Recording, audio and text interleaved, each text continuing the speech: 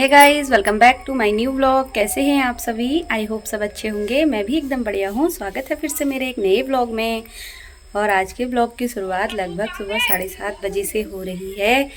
नहाना धोना पूजा पाठ सब हो गया है। आज है बैसाखी, तो माँ का फ़ोन आया था कल की कुछ थोड़ा पकवान जैसा कुछ बना लेना, क्योंकि त्यौहार होता है हमारे उसमें, तो बनाने की तैयारी कर रखी है।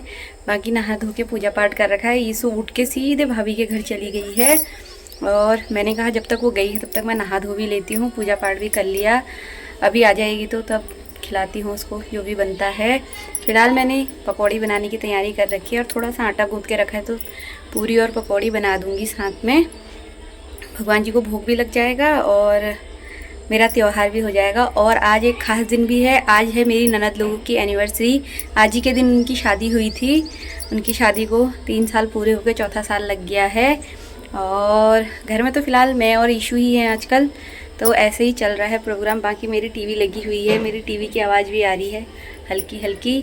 और देखो बाकी दिन कैसा रहता है। और चलिए मैं नाश्ता बनाने की तैयारी करती हूँ।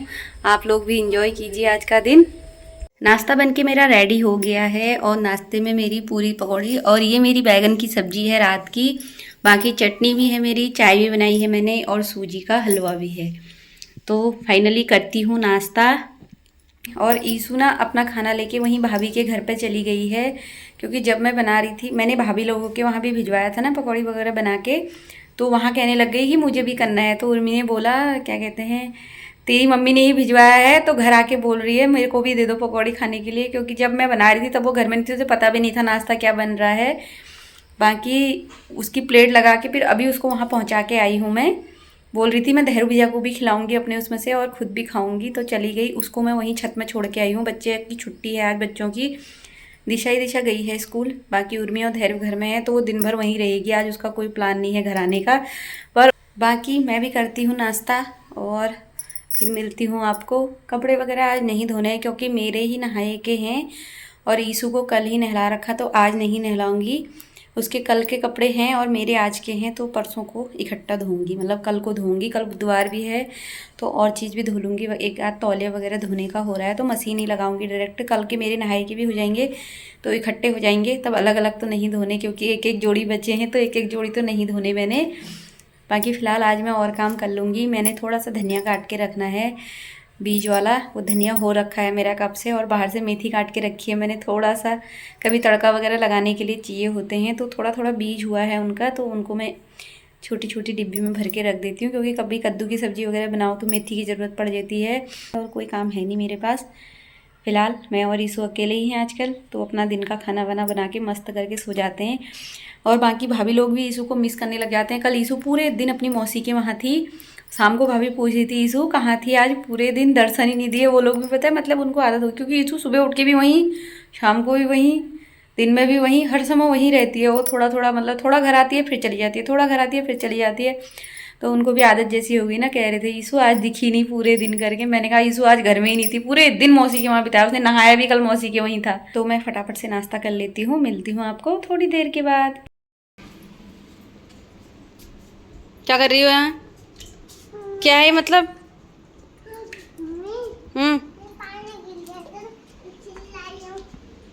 क्यों क्या करना है पानी का? पानी का करना क्या है?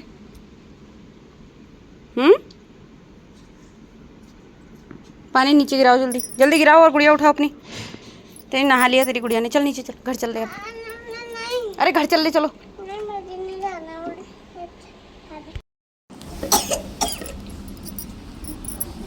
शाम का वक्त है और मैं आई हूँ अभी अपनी छत पे। थोड़ा सा ऊपर वाले कमरे पे आई थी, सोचा छत का भी हालचाल देख लूँ। रात में हवा चली थी तो टाइल नीचे गिर गया था, शायद एक उसी की आवाज़ आई होगी। नहीं, ये फंटी गिरी हुई है। यहाँ पर एक लकड़ी खड़ी की थी, वो नीचे गिर गई, तो वही देखने आई थी। मैं सुबह से भूल गई थी और अब जाके मुझे याद आ रहा है कि वो देखने आना था। और आस पड़ोस में गेहूं की कटाई चल गई है। लाइट तो पूरे दिन भागे रह रही है। उधर वाले खेत पे भी होने लग गई है, हमारे सामने वाले में भी और हमारे पीछे वाले में भी आज ही कट रहे हैं गेहूं। हमारे घर के पीछे सारे गेहूं नीचे लेटे हुए हैं तो वो हाथ से काटने पड़ रहे हैं। वैसे पेड़ छोटे थे तो यहाँ मशीन लग जाती, पर बड़े पेड़ों के आसपास मशीन नहीं लगती है, इसी वजह से हाथ से काटने पड़ते हैं यहाँ। और बगल में अंकल का जो प्लॉट है उसमें अंकल लहसुन निकाल के भी गए हैं।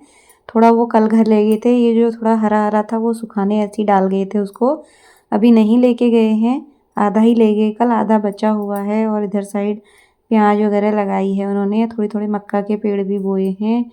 और पेड़ों के बीच में तो छाया भी हो रही, गेहूं काटने में अच्छा हो रहा है काफ़ी। वैसे सब चीज़ के लिए अच्छा है, पर हमारे घर में इतने कीड़े आ रहे हैं इन पॉपुलर के पेड़ों की वजह से, बहुत ज़्यादा कीड़े हैं। छोटे बच्चे सब साइकिल चलाने पे लगे हुए हैं और बड़े बड़े बच्चे अभी बाहर नहीं निकले हैं, क्योंकि सब लोग स्कूल वगैरह का काम कर रहे होंगे या फिर ट्यूशन वगैरह गए होंगे। बाकी छोटे छोटे ही हैं जो ये साइकिल चला रहे हैं, एक के पीछे एक लगे हैं ऐसे ही। ईसु पता नहीं कहाँ फरार है, सबसे लास्ट में आ रही पीछे से।